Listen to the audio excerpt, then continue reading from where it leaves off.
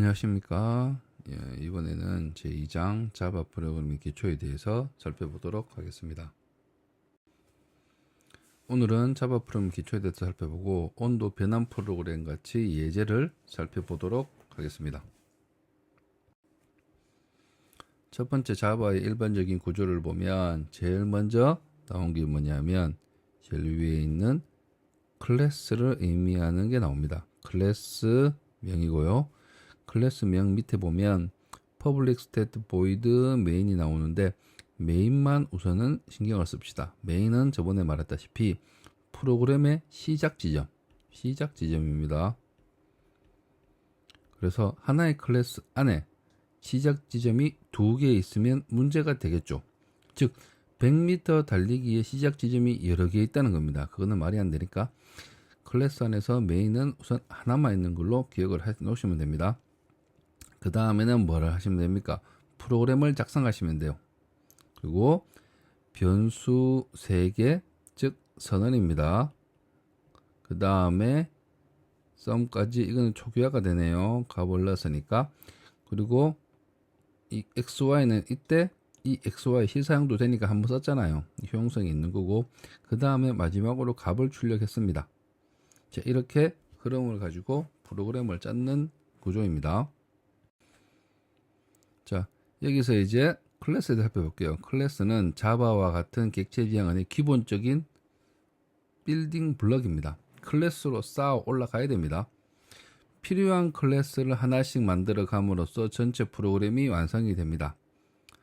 자, 이런 식으로 구조가 되어 있지만 여러분들은 우선은 클래스 하나만 만들고 순서적으로 공부를 하면서 다수의 클래스를 만들어 가기 시작할 겁니다. 우선 클래스에 대해서 살펴볼게요. 자, 제일 앞에 붙은 게 이게 제한사항인데 퍼블릭은 말 그대로 누구든지 사용 가능하다는 거예요. 그리고 요 뒤에 나오는 게 클래스라고 말을 해줘야 되잖아요. 그 다음에 클래스 이름, 요게 클래스의 블럭이 돼요. 그리고 클래스 누구도 사용하는 퍼블릭에 대해서는 차후에 언급하기로 하고, 오늘 우리는 퍼블릭 클래스다, 헬로우라는 클래스를 만들고 있는 시작 부분이다 라는 것을 꼭 기억하시면 좋겠습니다. 그리고 괄호를 이용해서 클래스의 범위를 표현을 했습니다. 소스 파일과 클래스 이름은, 자, 소스 파일 안에 있는 퍼블릭 클래스가 있다면 반드시 소스 파일의 이름이 퍼블릭 클래스 이름과 일치하여야 합니다. 요 두 개가 일치해야 됩니다. 하나의 소스 파일 안에 퍼블릭 클래스가 2개 이상 있으면 컴파일 룰을 발생한다. 요 부분은 차후로 좀 미룰게요. 하여튼 요 것은 생각해 주셨으면 좀 좋겠습니다. 왜냐면 이름이 충돌 생기기 때문에 발생하는 문제입니다.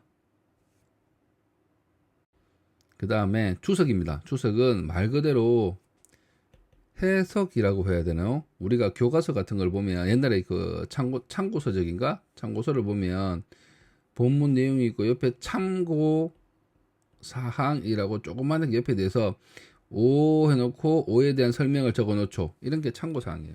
즉 실제 본문 내용은 아니라는 얘기입니다. 즉 내가 프로그램상으로 컴파일 되지는 않지만 이 내용을 집어넣음으로써 차후의 소스를 봤을 때 다시 그 내용을 되새이지 않고 주석만 보고도 이 내용이었구나 라고 쉽게 우리가 인지할 수 있는 부분이라고 생각하시면 되겠습니다. 그래서 주석을 붙이는 것은 제일 먼저, 주석은 이렇게 말이 있으면 여기서부터 내가 주석이다 라고 두 줄을 끄시면 이때부터 끝까지는 주석이 돼요. 그 대신 단 한 줄 용입니다. 그래서 줄의 끝까지를 한 표시한 주석이며 한 줄짜리 주석만 가능합니다. 그러면 다수줄이 있을 때는 어떻게 해야 돼요? 다수줄이 있을 때는 시작가, 즉 여기서부터 다수줄이 하나 둘 셋 넷, 이게 다 주석입니다. 이렇게 하는 것도 뭐 상관은 없습니다. 가능은 해요. 하지만 그렇게 하지 마시고 여기서부터 이까지가 주석이라면 범위를 표현하면 되겠죠. 그래서 시작이다, 쭉 여기가 끝이다, 이런 식으로 표시하면 됩니다. 그리고 요 방식도 있다는 것도 하나 알아주시면 되겠습니다. 그 다음에 변수를 데이터를 담아두는 상자라고 말했습니다. 즉 무슨 때문에 저번에 사람 대 사람이 이야기하는 경우에 500원을 던지면 사람은 그 500원을 주머니에 받으면 돼요. 아니면 지갑? 하지만 이게 컴퓨터가 된다면 얘기가 달라집니다. 500원을 주면 해당하는 통을 만들어야 돼요. 즉 지갑과 주머니 같은 거. 자, 이거는 어디에 만들 수 있다 했어요? 메모리에 만드는 게 유리하겠죠. 자, 메모리에 만들었으면 솔직히 주소라는 개념으로 사용하지만 주소라는 개념이 힘들기 때문에 우리는 이름을 정해줍니다. 왜냐하면 이 통이 다수가 있을 수 있기 때문에 유니크한 이름을 줌으로써 가능해요. 자, 그럼 이 통을 이제 뭐라고 해야 됩니까? 이름 잘 모르겠죠? 어렵죠? 자, 그러면 다시 한번 생각해 봅시다. x 더하기 y는 10이라는 게 있다고 칩시다. 자, xy는 문자처럼 보입니다. 하지만 의미적으로 봤을 때 1이면 9, 2면 8. xy는 뭡니까? 통. 이 통의 이름이 x라는 소리입니다. 그리고 이 안에 1을 넣으면 y 통은 어떻게 돼요? 9가 들어가면 정상이겠죠.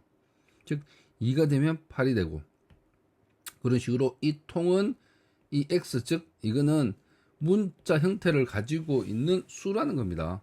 그래서 안에 내용이 변할 수 있기 때문에 그래서 우리는 이거를 변수라고 부릅니다. 그 다음에 변수에서 선언을 잘 보시면 변수 선언은 앞에 자료형 변수 이름 이렇게 됩니다. 그래서 int value라고 하죠. 자, 여기서 하나를 아시면 좋은 게 우리가 다양한 자료형을 배우겠지만 자료형은 통의 크기를 말하는 거예요. 즉 통에 어떤 자료가 들어간다, 어떤 크기로 들어간다를 명시하는 거니까.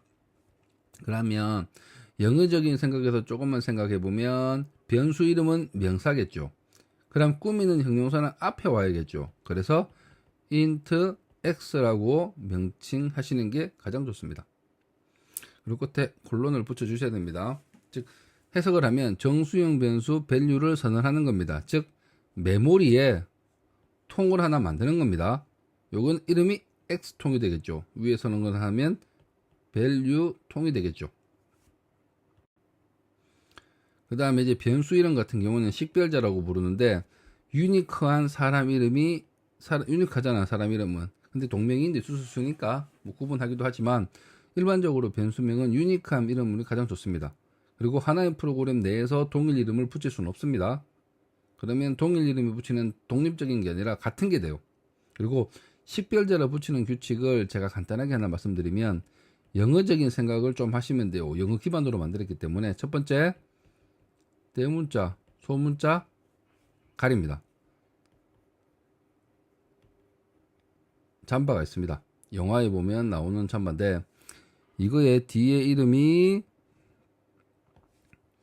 FBI라고 하면 좀 약간 있어 보이지만 소문자 FBI라고 하면 뭔가 어색하잖아요. 즉 이렇듯 대문자 소문자 가립니다. 그리고 수가 올 수는 있습니다. 단 영어적 이름에도 잘 보시면 수가 처음에는 나올 수 없습니다. 처음만 아니면 돼요.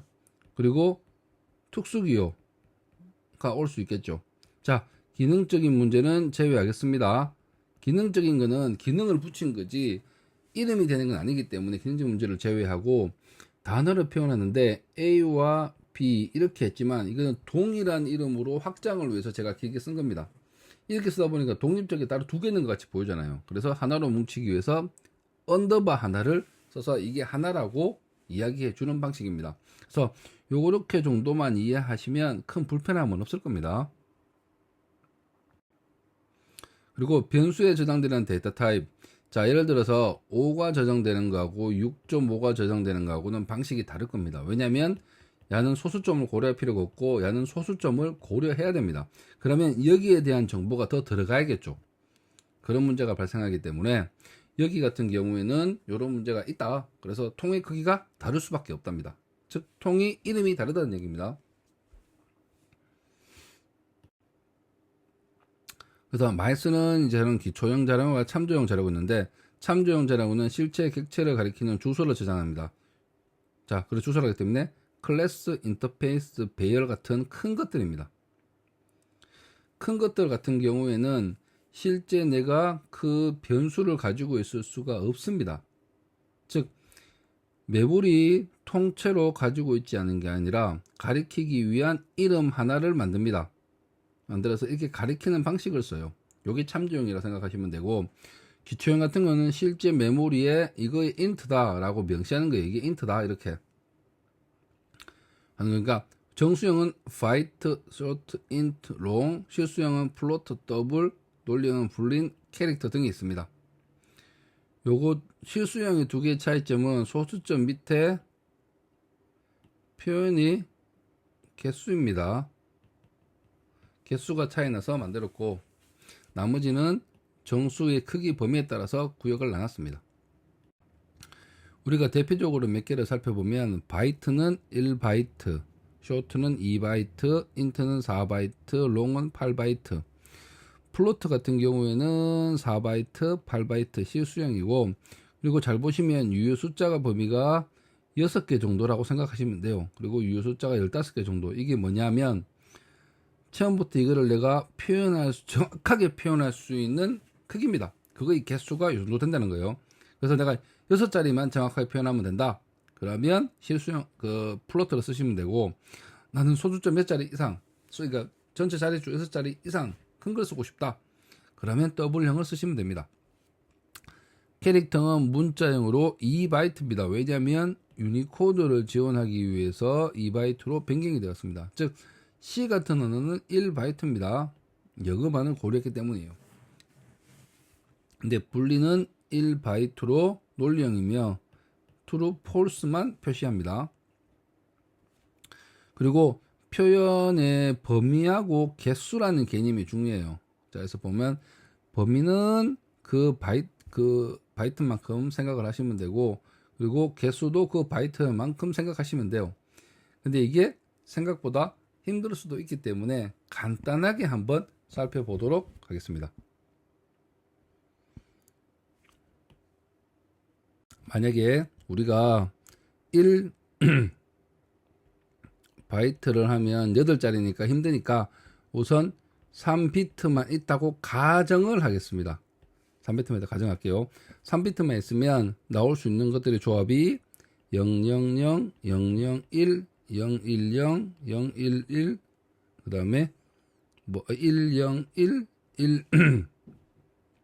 110, 111, 하나, 둘, 셋, 넷, 다섯, 여섯, 일곱, 한 개 빠졌네요. 이게 빠졌습니다. 자, 지우고, 자, 그 다음에 1, 어디가 빠진지 헷갈리네요. 큰일 났습니다. 다시 하겠습니다.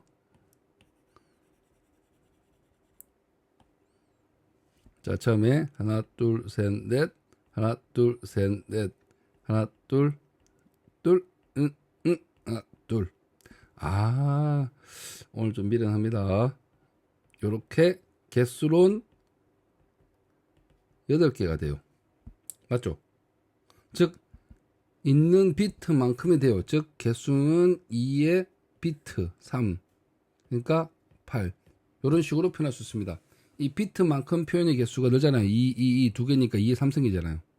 자, 개수는 쉽게 해결이 돼요. 근데 표현 범위가 문제입니다. 표현 범위를 이제 하나씩 볼게요. 하나씩을 보면 직 적어 보도록 하겠습니다. 우선 0, 1 양의 정수만 있다 싶다. 양의 정수만 있는 경우 2, 3, 4, 5, 6, 7. 자, 8개 있지만 양의 정수만 표현하는 경우는 어떻게 돼요? 0부터 시작하기 때문에 0부터 7까지입니다. 8까지 가는 게 아니에요. 즉 어떻게 돼요? 양의 정수면 0부터 2의 3승 빼기 1입니다. 왜? 1부터 시작해야 돼요. 0부터 시작하기 때문에.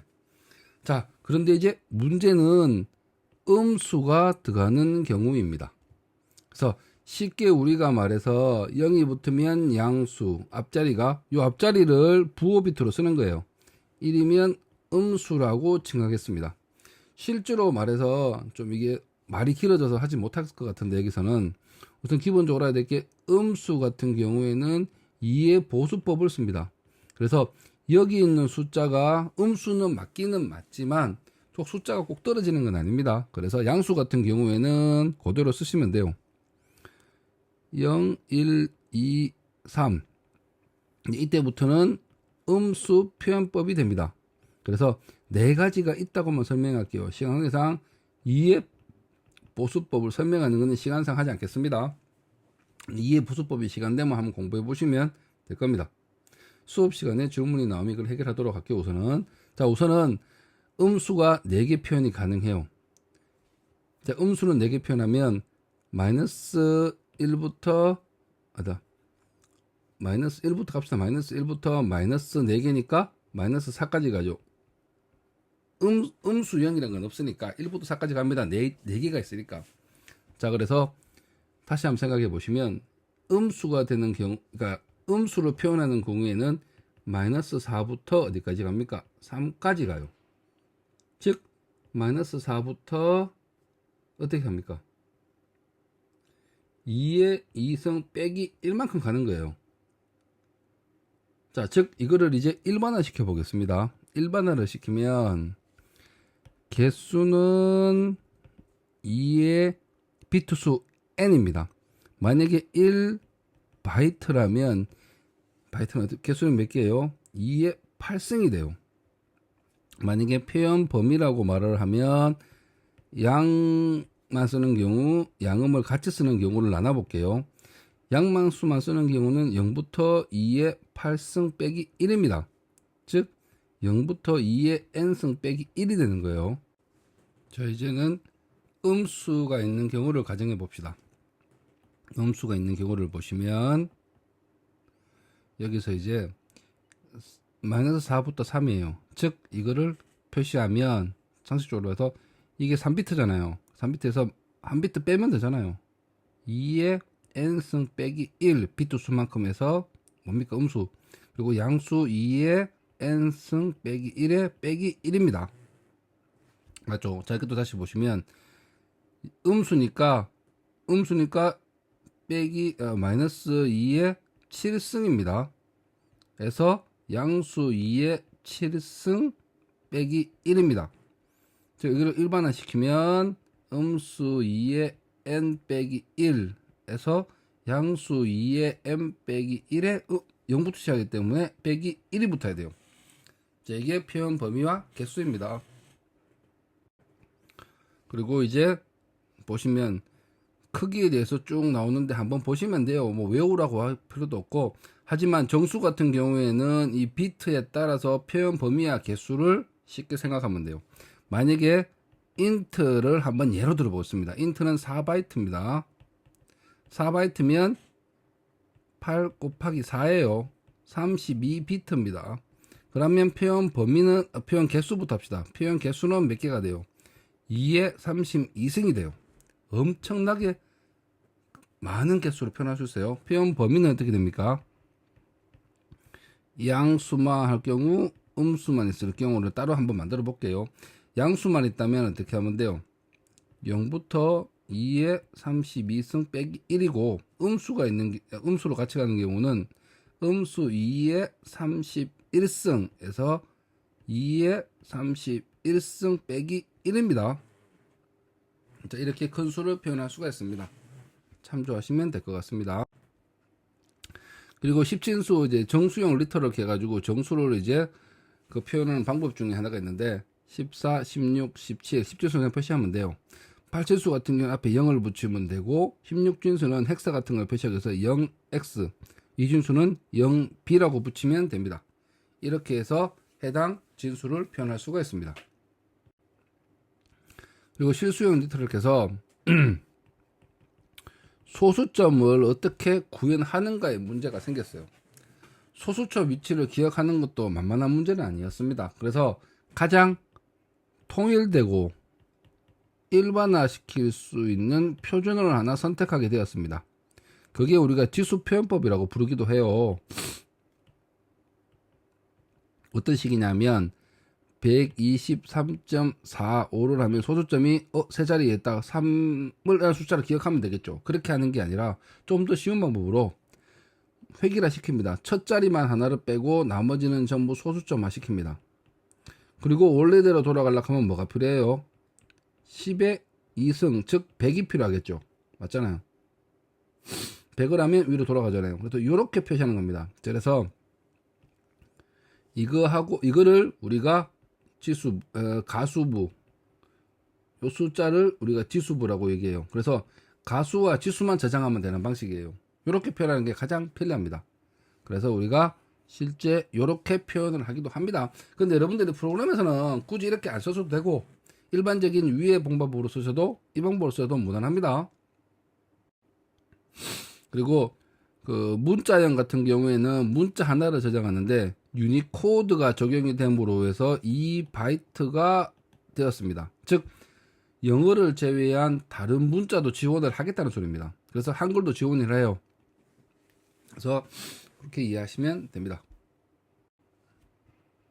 논리형 같은 경우에는 플래그에서 true, false를 기억하는 거예요. true, false. 즉 논리형 true, false만 기억을 하는 거라 생각하시면 됩니다.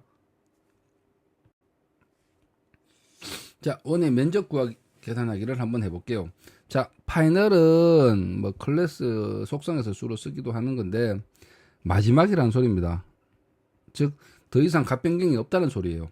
그래서 뭐 상수라는 개념을도 이해하셔도 되는데 요것들은 천천히 하면서 하도록 하고 우선 중요한 거 우리는 더블의 파이라는 변수를 만들었습니다. 이 값에는 3.141591 값을 집어넣었어요. 자, 그러면 여기는 선언과 초기화가 같이 되었죠. 그리고 밑에는 W형 레디어스하고 에리어였습니다. 그러면 두 개의 변수를 만들고 선언과 즉 선언만 되는 상황입니다. 그리고 이 두 개를 통해서 뭐 했습니까? 초기화, 레디어스 초기화, 에리어의 초기화를 했습니다. 그리고 파이는 3.14니까 그대로 쓰시면 되고 이것들을 다 사용해서 에리어를 구했죠. 그리고 나중에는 이거 출력하면 돼요. 그리고 프린트 시스템에서 아우트 출력 부분에 있는 프린트 에리어를 가져다 쓰라는 뜻입니다. 그리고 문자열 두 개를 출력할 때는 두 개를 더 하시면 돼요. 그러면 에리어 값이 문자열이든 수든 상관없이 출력을 하게 돼요. 답은 이런 식으로 나옵니다.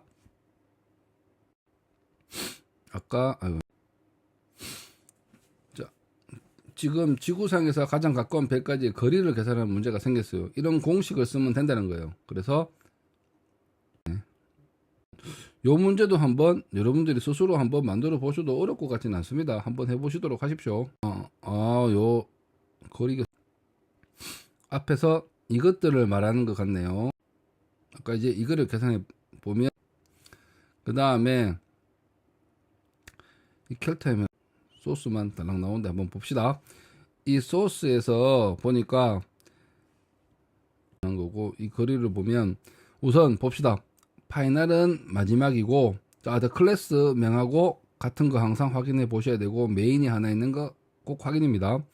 그 다음에 라이트 스피드라고 광속을 의미하네요. 32, 4입니다. 이게 뭔 소리겠어요? 지수 표현법입니다. 지수 표현법을 보시면 돼요. 이것도 지수 표현법입니다. 그리고 두 개의 변수를 만들었고 이거를 계산했습니다. 나누기가 들어가 있어요. 나누기가 들어가 있는데 둘 다 플로트형이기 때문에 둘 다 더블이기 때문에 나오는 답도 이것도 더블이 됩니다. 그리고 더블 라이트 이어는 계산을 쭉 이렇게 해주면 돼요. 간단한 수식적인 문제니까 설명은 굳이 하지 않겠습니다. 그러면 라이트 이어에 뭐가 들어갑니까? 뭐 계산 결과가 들어가겠죠. 이거를 단순히 출력해주면 되는 거예요. 자, 프로그램이 복잡 어렵지도 않고 여러분들이 알아야 될 건 변수가 쓰였네, 계산도 한번 했네, 그 다음에 출력을 했네. 이렇게 흐름적인 면을 꼭 이해하셨으면 좋겠습니다. 파이널을 붙여서 비트 속도를 부동소수점량 기호 상수로 정의하고 있다라고 했는데 기호상수라는 말이 좀 헷갈릴 수 있으니까 상수라는 개념만 제가 설명해 드리겠습니다. 상수는 뭐냐면 좀 변수하고 상반되는 개념이에요. 변수는 통을 정하고 5가 될 수도 있고 6이 될 수도 있고 변경이 가능해요. 하지만 상수는 내가 여 안에 값이 들어가면 변경이 불가능한 걸 말합니다. 즉 또 다르게 생각할 수도 있는 게 x 더하기 y는 10입니다. 야들은 뭐예요? 값이 상대방에게 변할 수 있는 변수잖아요. 하지만 10이라는 거는 절대 의미가 변할 수 없어요. 10은 10입니다. 상수입니다. 변경이 불가능해요. 이게 바로 상수라고 불러요. 자, 그런데 이건 분명히 여기서 라이트 스피드라는 통을 만들고 이 안에 32,4라는 값을 집어넣었습니다. 근데 문제가 생겼어요. 이거는 분명히 변수인데 왜 상수가 되느냐. 자, 이거를 파이널로 붙여서 더 이상 값 변경이 불가능하게 만들었어요. 자, 그러면 어떻게 됩니까? 이거 전체는 이제 파이널로 묶인 거예요. 마지막이다. 이거는 더 이상 쓰지 말라는 얘기는 아니에요. 쓰지 말라는 거는 할 필요 없잖아요. 값을 더 이상 변경하지 말라는 얘기입니다. 그래서 이제 이게 상수화가 죄송합니다. 상수화가 됩니다. 그래서 이걸 상수라고 부르는 겁니다. 그리고 이게 이제 문자를 볼게요. 자바에서 문자는 스트링이라는 것을 사용합니다. 문자들의 모임이며 예를 들어 문자의 hello는 HELLO 등의 5개의 유니코드 문자로 구성되어 있다. 스트링 클래스가 제공됩니다. 즉 스트링이라는 것을 이용해서 쓰시면 된다는 거예요. 예제를 한번 보시면 스트링 S1에 문자열을 집어넣어 주시면 돼요. 자, 하나 구분할게요. 문자와 문자열의 구분입니다. 복잡한 개념은 하지 말고 따옴표 한 개짜리는 문자입니다. 그리고 문자열은 큰 따옴표를 씁니다. 자, 그러니까 하나 이상의 문자니까 hello world 됐으니까 문자열 S1이고 문자열 string S2는 이렇게 길게 썼습니다. 그리고 system out print ln 줄바꿈으로 출력을 해라 했습니다. 마지막에 줄바꿈 한다는 소리예요. S1 hello world 출력했습니다. 그리고 여기 계획 문자라고 해서 줄바꿈 문자입니다. 줄을 바꿨습니다. 그 다음에 S2를 출력합니다. 자, 이렇게 돌아가는 프로그래밍 소스입니다. 자, 그 다음에 형변환이라는 게 있습니다. 형변환은 영구적인 게 아니라 임시적인 겁니다. 임시적으로 형변환을 하는 거예요. 자, 예를 들어 보겠습니다. int x는 3, double y는 뭐 3이 있는데 3과 3.0은 다른 수입니다. 같다고 생각할 수도 있지만 3.0은 소수점이 붙은 수예요. 이건 다른 수예요.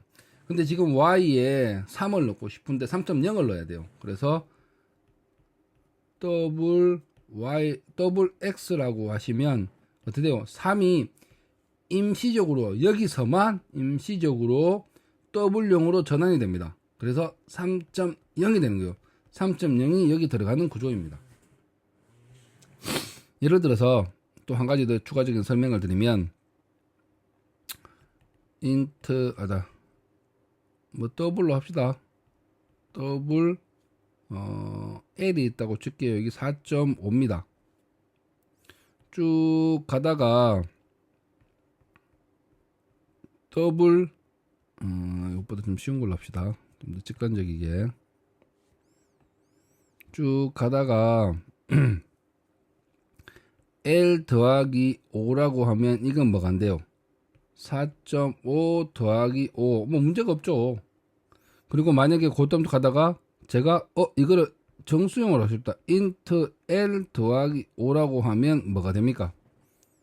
이거는 int형은 4밖에 없죠. 4 더하기 5가 돼요.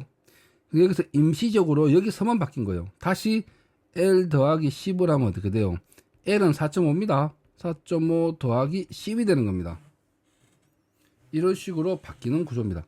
그래서 형변환은 영구적으로 하는 게 아니라 임시로 바뀐다는 것을 꼭 명심하셔야 됩니다. 자, 형변환 예제를 보시면 처음에 F는 O, I, into I, 더블 F가 있습니다. F는 5 나누기 4입니다. 그리고 F를 출력해 봤어요. 그리고 W형으로 바뀌어서 F5 4를 한번 해봤습니다. 그리고 밑에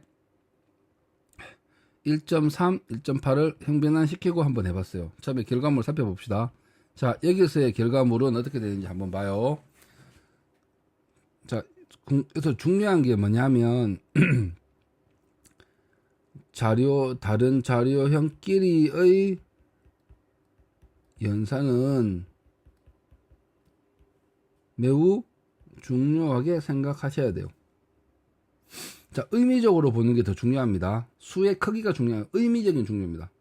자, 예를 들어서 3이라는 거는 3.0으로 비슷하게 표현할 수 있습니다. 이거 혹시나 3하고 3.0은 구분하고, 자, 근데 정수는 3.5라는 걸 표현할 수가 없습니다. 맞죠? 그럼 표현 범위는 더블이 더 넓죠? 그러면 이것들이 더블형으로 포함이 돼요. 자, 정수끼리의 정수는 뭐 이렇게 나온 거고 정수끼리는 문제가 없겠죠. 자, 그러면 결과물은 뭐가 나옵니까? 아이고, 죄송합니다. 이거 잘못 말했습니다. 그러니까 지금 인트보다는 더블형이 크다는 거죠. 예를 들어서 그러면 요거를 한번 봅시다. 5 나누기 4입니다. 이거는 정수 나누기 정수입니다. 그럼 답도 정수가 나옵니다. 우선은 이게 기본 철칙이에요. 똑같은 자료형으로 무언가를 계산하면 나머지 나오는 자료형도 그거에 따라가게 되어 있습니다. 아니면 넓은 거로 변하겠죠. 자, 이렇게 되면 답이 인트로만 나옵니다. 인트 나누기 인트는 인트가 나눠야 돼요. 근데 5 나누기 4는 우리가 사주적으로 봤을 때 얼마지? 1.25 맞죠? 1.25가 나옵니다. 근데 정수형으로 표현 못해요. 그러면 답이 1이에요. 답이 1입니다. 근데 문제가 생겼습니다. W형 F에 집어넣으라 했어요. W형은 소수점이 있어야 돼요. 그러니까 F는 어떻게 돼요? 1이 아니라 1.0으로 저장이 되는 겁니다. 자, 밑에 거 보겠습니다. 밑에 거는 이제 5 나누기 4인데 앞에 더블이 붙었어요. 그러면 5.0 나누기 4입니다. 이 경우에는 더블 나누기 인트잖아요. 그러면 의미적으로 큰 거 형태로 바뀌어요. 그러면 답은 더블로 나옵니다. 그럼 5.0 나누기 4는 1.25가 되겠죠. F는 더블이니까 다 받을 수 있잖아요. 그래서 답이 F는 1.25가 나옵니다. 그리고 밑에서 한번 보겠습니다. 밑에서는 1.3 더하기 1.8입니다. 둘 다 인트로 바꾸라 했어요. 임시적으로. 그러면 죄송합니다. 1 더하기 1이 되겠죠. 그러면 답은 2입니다. 그리고 맨 정수니까 2가 넣어주면 되겠죠. 그래서 답은 이렇게 나옵니다.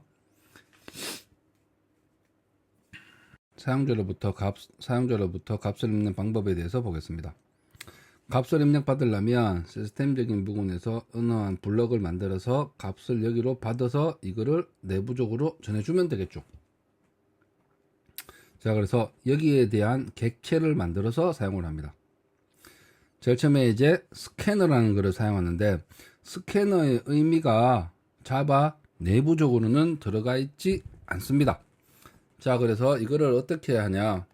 그러면 이거에 뜻이 담겨 있는 거를 사용하면 되겠죠. 사전 같은 걸 추가하면 되는 겁니다. 자, 그래서 스캐너가 뜻을 가지고 있는 사전을 하나 추가합니다. 보통 우리가 헤더 파일이라고 부르기도 합니다. 그래서 이 헤더 파일을 내 소스에 포함을 시켜야겠죠. 그래서 import라는 걸 씁니다. 이 사전이 어디 있냐면 java.util. 안에 있습니다.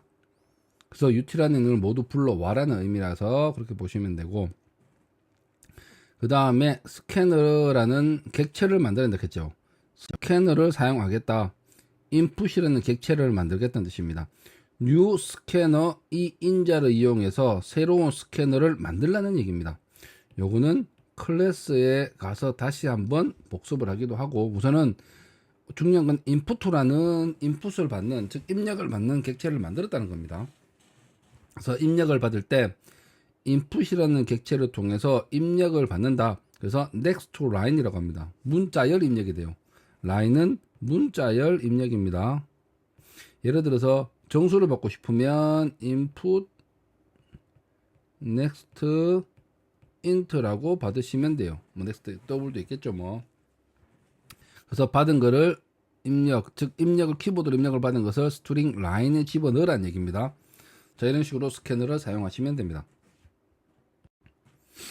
자, 그래서 임포트 문장에 대해서 잠시 살펴보면, 임포트는 스캐너 클래스를 포함시키는 문장, 즉 임포트는 스캐너가 있는 거를, 즉 헤더 파일이나 이 클래스를 땡겨와라는 소리입니다. 가져와라. 즉 스캐너는 자바 클래스 라이브러리의 일종입니다. 그래서 라이브러리라는 게 여러 가지 단어의 뜻을 가리고 있는 거예요. 즉 클래스 라이브러리라는 뜻이니까, 이 스캐너라는 거는 자바 클래스 라이브러리이고, 그리고 스캐너는 입력을 받을 때 사용하는 거다. 아, 이거 말이 좀 계속 혼동이 되는데, 쉽게 생각하십시오. 지금 스캐너라고 하는 거는 내가 모릅니다. 그럼 스캐너에 대한 단어 뜻을 가지고 있는 라이브러리, 즉 클래스가 있어야겠죠. 그래서 이거를 내한테 포함을 시켜야 돼요. 그래야지만 스캐너를 이해를 하니까. 여러분들도 A라는 단어를 들었다고 칩시다. 처음 듣는 단어예요. 내부적으로 내 머리에 이 단어의 뜻을 모릅니다. 그러면 우리가 사전을 추가하겠죠. 라이브러리 같은 거. 라이브러리를 추가를 할 겁니다. 그러면 이거를 내 소스에도 추가를 시켜야겠죠. 그래서 하는 방법이 임포트 하겠다. 자바라는 그 안에 util 안에 스캐너가 있습니다. 이거를 내가 땡겨와서 쓰겠다는 겁니다. 근데 여기 와일드카드를 쓰는 이유는, 와일드카드는 자바 util 안에 있는 모든 거를 다 가져오라는 소리의 와일드카드입니다. 그렇게 사용하라는 거예요. 자, 그렇다. 이제부터 이제 연산에 대해서 간단하게 살펴볼게요. 첫 번째 수를 입력받고 두 번째 입력수를 입력받아서 합을 구하는 겁니다. 그러면 두 번 입력을 받으면 되겠죠. 자, 그래서 제일 먼저 할게 import 해서 스캐너를 하고 add2라는 자바 클래스와 파일을 만들었습니다. 그리고 메인이 하나 있습니다. 그리고 제일 처음에 입력을 받기 위한 input 스캐너를 하나 만들었습니다. 그리고 x, y 결과를 저장하는 sum 3개의 변수를 만들어 놓은 상황이고요. 첫 번째 출력을 한번 하고 그 다음에 next into로 input 객체를 이용해서 x를 받고, 두 번째는 input 객체를 이용해서 next into y를 받았습니다. 그리고 두 수를 더하면 되겠죠. 두 수를 이제 출력하면 됩니다. 이런 프로그램 흐름을 이해를 하는 거지, 세부적으로 문법 하나는 너무 예민하지 마십시오. 두 수를 더하는 거는 두 수를 입력을 받고 출력을 하면 되겠네. 자, 이렇게 머릿속으로 어느 정도 순서도적인 개념이 와야 됩니다. 자, 이제 이름과 나이를 출력해 볼게요. 문자를 입력받고 수를 입력받고 마지막에 한번 출력하는 겁니다. 자, 제일 먼저 뭐가 필요합니까? 스캐너가 필요합니다. 그래서 와일드카드 썼습니다. 이번에는. 그리고 클래스명 확인하시고 메인 확인하시고, 그리고 문자열하고 나이니까 뭐가 필요합니까? 문자열과 나이를 저장하는 두 개의 변수가 필요합니다. 그 다음에 input 하는 객체, 즉 입력을 받는 객체는 sc라고 만들었습니다. 스캐너 객체예요. 그리고 출력을 한번 하고 sc next line 해가지고 출력을 받았습니다. 그 다음에 시스템 출력을 하고 next into로 입력을 받았습니다. age, 네임하고 age가 입력을 받은 상황에서 이것들을 출력을 하면 되겠죠. 그래서 간단하게 돌아갑니다. 지금 구조도 뭡니까? 패턴은 똑같습니다. 입력을 통하여 두 개의 변수의 값을 채우고 이것들을 이용해서 출력을 하는 방법입니다. 이 흐름을 꼭 기억하시고 순서대로 짜시면 돼요. 자, 그 다음에 수식. 자, 연산자에 대해서 배웠습니다. 수식이란 상수나 변수, 함수와 같은 피연산자들과 연산자들의 조합이 수식이라고 불러요. 자, 무슨 뜻이냐면 여기서 보시면 x가 있죠. 이것들 우리가 연산이 다 한다고 해서 피연산자가 되는 거고, 요 중간에 있는 게 연산자가 돼요. 이렇게 해서 하는 것들을 말합니다. 첫 번째로 산술 연산자에 대해서 살펴볼게요. 연산자 중에서.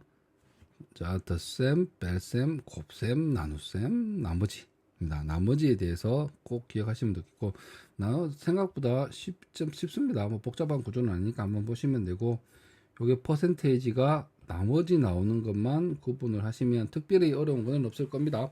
그리고 여기서 중요한 거는 정수 연산자, 정수는 뭐가 나옵니까? 정수가 나옵니다. 즉 자기 자료형이 같으면 자기 자료형 따라갑니다. 근데 예를 들어서 정수에 더블이면 뭐가 나옵니까? 답은 더블이 나옵니다. 큰 걸로 나옵니다. 즉 정수도 5가 아니라 5.0으로 계산된다고 생각하시면 됩니다. 자, 그 다음에 이 윤영 검사 프로그램을 한번 만들어 보겠습니다. 자, 처음에 int year, 연수는 int가 맞겠죠. 그리고 윤년인지 아닌지는 뭐 true, false 개념이니까 불린 값을 썼네요. 자, 그래서 이제 리비어는 year 모듈러 4. 아직 배우지는 않았지만 이 표시가 뭐냐면 같다는 표시입니다. 만약에 나머지가 0이라면 뭐가 됩니까? 윤년이라는 소리입니다. 그래서 이어가 뭡니까? 2012년은 그러니까 true, false가 답이 나와요. 이거에 같다의 표시는 같다, 다르다 물었으니까 다른지 같은지 나올 거잖아요. 그래서 이거는 뭐 그에 해당하는 연도에 따라서 true가 나오거나 false가 나오겠죠. 그렇게 출력이 되는 프로그램입니다. 아직 배우지도 않은 비교 연산자가 나와서 좀 당황스럽지만 이렇게 풀어봤습니다. 이번에는 증감 연산자에 대해서 보도록 하겠습니다. 증감 연산자를 이해하시기 전에 우선 이 식부터 이해해야 되니까 한번 식을 적어 볼게요. x는 x 더하기 y, x는 x 빼기 y, 두 가지 수식을 한번 들어봤습니다.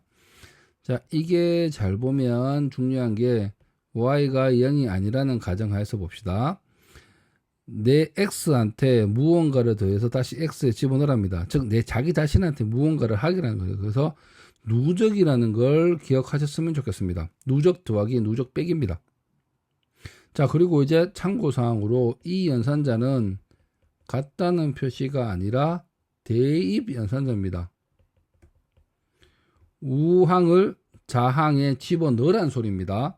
그래서 여기에 결과물을 여기에 집어넣으란 뜻이겠죠. 이거의 결과물을. 그래서 수식적으로 문제가 되진 않습니다. 근데 영어에서 수식에도 잘 보시면 같은 말은 중복이 되면 뺍니다. 근데 여기서 같은 경우에는 x가 지금 중복이 되었죠. 근데 앞에 게 한자이기 때문에 앞에 걸 없앨 수는 없잖아요. 그래서 만들어진 수식이 x는 더하기 y, x는 빼기 y. 근데 여기서 또 중요한 게 연산자가 두 개 겹치면 등호는 무조건 뒤로 갑니다. 같다는 표시는 대입 연산자는 뒤로 가요. 그래서 보통 이렇게 많이 표시해요. 이거의 뜻이 이거와 같습니다. 근데 중요한 게 있습니다. y가 1인 경우입니다. 워낙 많이 사용되다 보니까 y가 1인 경우가 굉장히 중요합니다. 그래서 y가 1인 경우를 다시 한번 적어보면 x는 1, y x 빼기는 y, 죄송합니다. 이렇게 하고 바꾸면 1이 되겠죠. 1인 이 경우만 어떻게 표시하느냐? 더하기 2개짜리, 빼기 2개짜리로 표시하기로 했습니다. 그래서 위와 같은 증감 연산자라는 게 생겨난 겁니다. 자, 앞에 있으면 어떻게 볼게요. x의 값을 먼저 증가 후에 다른 연산에 사용한다. 이 수식의 값은 증가된 x 값이 되고, 뒤에 있으면 x 값을 먼저 사용한 후 증가한다. 이 수식의 값은 증가되지 않은 원래의 값 x가 돼요. 앞으로 됐으면 x 값을 먼저 감소한 후에 다른 연산에 사용. 이거는 x 값을 먼저 사용한 후에 감소한다. 요게 머리에 꼭 기억을 하셔야 돼요. 자, 그래서 예제를 보았으면 좋겠는데, 예제 바로 나옵니다. 예제를 살펴보도록 할게요. x1, y1입니다. 자, 우선 앞에 붙었어요. 앞에 붙으면 뭡니까? 먼저 사용되기 전에 증가부터 하는 게 먼저입니다. 그럼 x 값은 2가 되겠죠. 그러면 넥스트는 어디 가요? 넥스트는 2 값이 들어갑니다. 맞죠? 그래서 여기서 끝난 상황이면 여기서는 지금 x는 얼마가 돼요? 2가 되고 y도 2가 되는 상황이에요. 즉 넥스트 x네요. 넥스트 x도 2가 되는 상황입니다. 밑에 걸 볼게요. y를 보겠습니다. y는 후에 더하겠습니다. 근데 y 값이 기본 1이잖아요. 그러다 보니까 넥스트 y는 기본적으로 1이 돼요. 자, 그 다음에 사용을 한 난 d니까 증가를 시켜야겠죠. 그래서 이걸 끝난 다음에는 y는 얼마가 됩니까? 2. 넥스트 y는 1이 됩니다. 그래서 출력을 하니까 2, 1, 2, 1이 나오네요. 이 순서에 맞게. 이게 증감 연산자입니다. 그 다음에 관계 연산자라는 거는 좀 비교라고 생각하시면 돼요. 자, 이 표시는 같다. 이건 다르답니다. 다르다 표시가 원래는 이거잖아요. 이거죠. 근데 워드상에서 이래 치기 힘듭니다. 그래서 갈라서 이렇게 했는데 이 표시는 아까 축약 연산자라고 설명한 것이 있었는데 축약 연산자가 뭐냐면 아까 이거 혹시 기억나실 겁니다. 이거를 축약하면 이렇게 되죠. 네, 여기서 x 나누기 y는 축약하면 어떻게 돼요? 이렇게 되겠죠. 이거하고 겹치잖아요. 그래서 이렇게 쓰지 않고 겹치는 게 별로 없는 느낌표로 쓰기로 했어요. 그래서 다른 거는 이렇게 묻습니다. 그리고 크다 작다 뭐 같거나 한 거를 쭉 한번 보시면 됩니다. 그리고 중요한 거는 이거의 결과물은 뭡니까? 0, 1, 2, 3 같은 숫자가 아니라 true, false가 떨어집니다. 맞죠? 그거 기억하시고. 자, 한번 봅시다. x는 3, y는 4 되는 상황에서 같습니까? 다릅니까? 다르죠? 그래서 false 첫 번째. 그리고 다르다고 씁니다. 다르네. true. 그리고 x가 큽니까? false. y가 큽니까? true. y가 크거나 혹은 같습니까? 크기 때문에 true. 자, 이렇게 해서 생각하시면 됩니다. 그 다음에 논리 연산자라는 게 있습니다. 논리 연산자는 뭐냐면 true와 false를 계산하는 겁니다. 그래서 이렇게 나오는 게 우리가 AND 연산, OR 연산이 있습니다. 자, AND 연산과 OR 연산을 먼저 이해해야 되니까 AND OR 연산에 대해서 볼게요. 자, A 연산자 B에서 한번 보겠습니다. AND OR not 연산에 대해서 보겠습니다. not A라고 찍게요. 우선은 A와 B를 연산을 하는데 나올 수 있는 건 true, false밖에 없으니까 야들도 true, false밖에 없어요. 근데 수치상으로 쉽게 표현하기 위해서 false를 보통 우리가 0이라고 true를 1로 생각합니다. 그래서 0, 0, 1, 1, 0, 1, 0, 1 나올 수 있는 조합이 답니다. 그래서 AND 연산 같은 경우는 글이 고니까 둘 다 참일 때만 참입니다. 그래서 0, 0, 0 자리가 좀 줄이 이상해서 0, 0, 0, 1입니다. 둘 다 만족을 해야 되는 경우만 1이에요. 그리고 OR 연산 같은 경우에는 하나라도 만족하면 참입니다. 0, 1, 1, 1입니다. 그리고 not A는 뭐냐면 인버터 하면 돼요. 1, 1, 0, 0입니다. 자, 이렇게 하는 게 AND OR 연산입니다.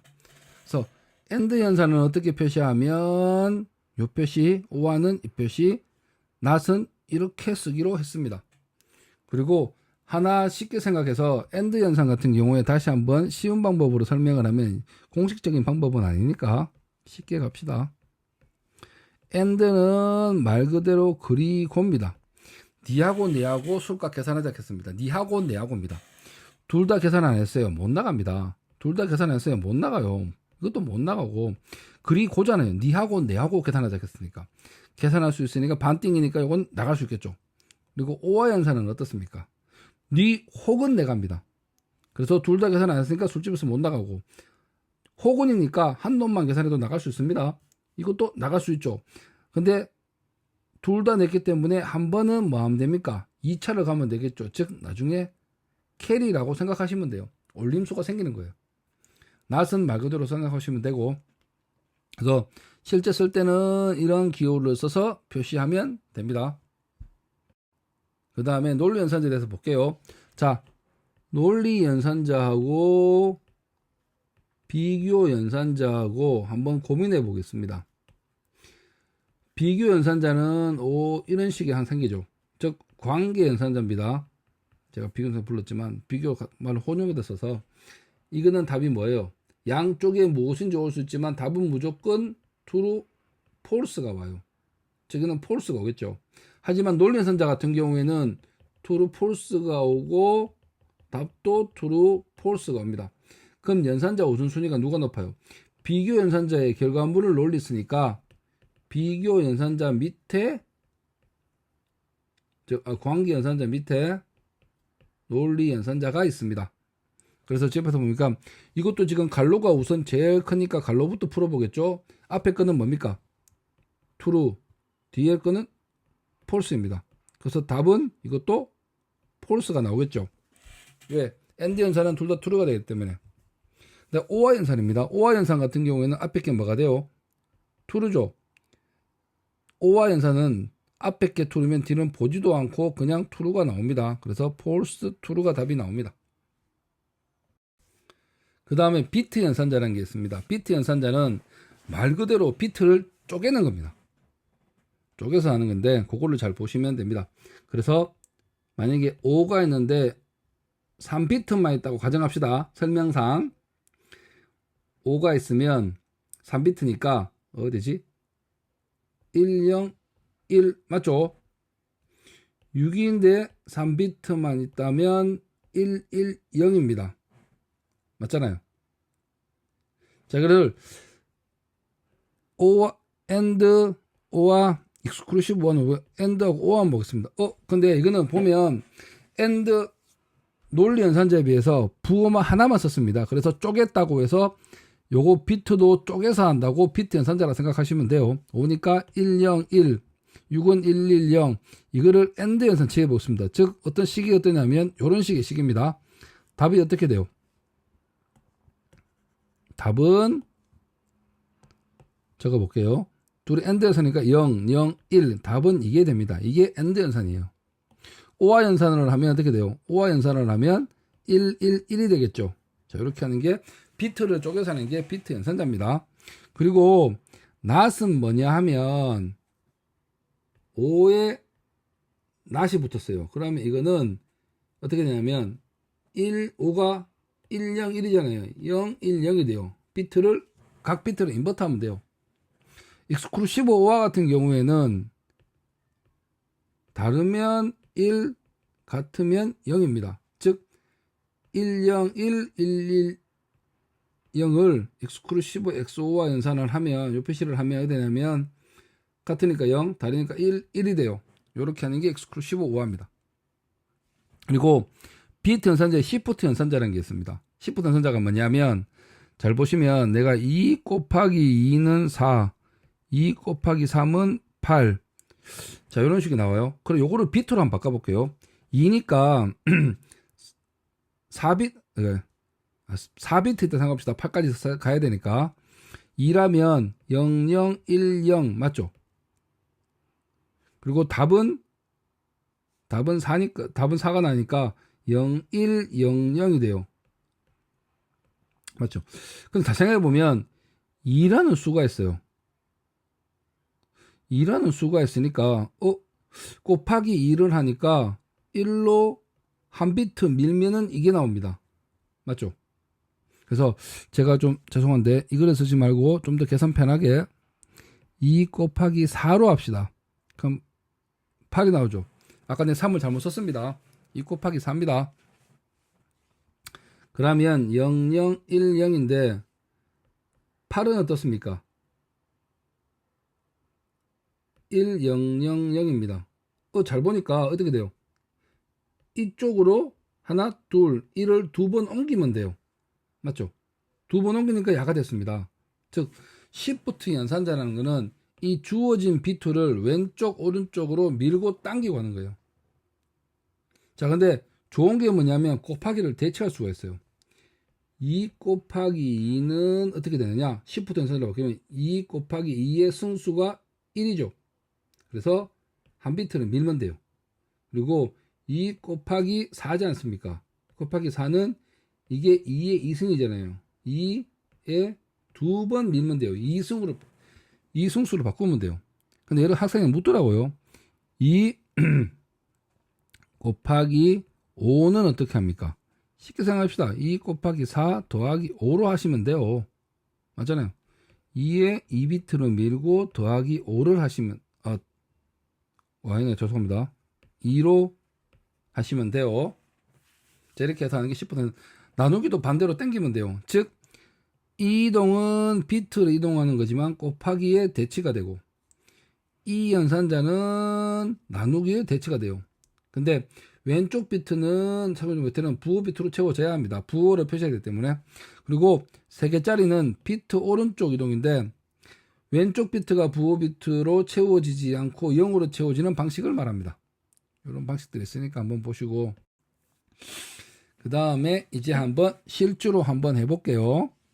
X는 이렇게, Y는 이렇게 비트로 쪼갰습니다. 즉 주소로 표시한 거예요. 자, 그래서 X and Y를 했어요. 어떻게 되겠어요? 자, 한번 보시면 일단 AND 연산부터 볼게요. 0, F, F, F, F, F, F0. F가 뭐냐면 1, 1, 1, 1을 말합니다. 세부적으로 많이 쓰기 힘드니까 이렇게 자리로 표현했습니다. AND 연산 해볼게요. AND 연산하면 어떻게 돼요? 둘 다 1인 놈 1이잖아요. 그래서 0, F, F, 0입니다. 그래서 앞에 0은 제거하고 FF 0을 적었고, AND 연산 됐고, OR 연산을 볼게요. OR 연산은 어떻게 돼요? OR 연산은 하나만 뭡니까? true라도 true가 돼요. 그러면 F, F, F, F가 되겠죠. 그 다음에 exclusive OR 연산. 자, F, F, F, F, F, F, 0. exclusive OR은 어떻게 돼요? 같으면 0, 다르면 1. 이렇게 F가 되겠죠. 그 다음에 not입니다. not은 뒤집으면 돼요. 맞죠? 그래서 뒤집었는데 왜 FFF00냐 하면 실질적으로 우리가 X가 지금 0FFF잖아요. 자, 그런데 int는 4바이트입니다. 4바이트라면 F가 몇 개 있어야 돼요? F가 4비트잖아요. 맞죠? 4비트가 몇 개 있어야 돼요? 8개 있어요. 48에 32, 32비트니까 4비트짜리가 8개 있어야 돼요. 즉 8개, 즉 한 자리, 둘, 셋, 넷, 다섯, 여섯, 일곱, 8자리라는 소리입니다. 8째 소리인데 앞에 거 다 0000 F잖아요. 이 앞에 0을 생략해서 적은 거예요, 위에는. 자, 그러니까 이걸 뒤집어야 돼요. F, F, F, F, F, 하나, 둘, 셋.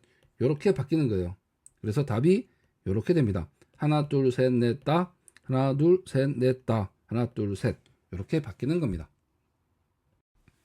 그 다음에 직사각형의 둘레와 면적에 대해서 살펴보는데, 이 프로그램은 여러분들이 한번 쭉 해보시고 한번 문제가 생기면 하면 되는데, 설명을 드릴 건 제가 없습니다. 앞에서 계속 반복했던 상황이라서 한번 해보시면 쉬울 겁니다.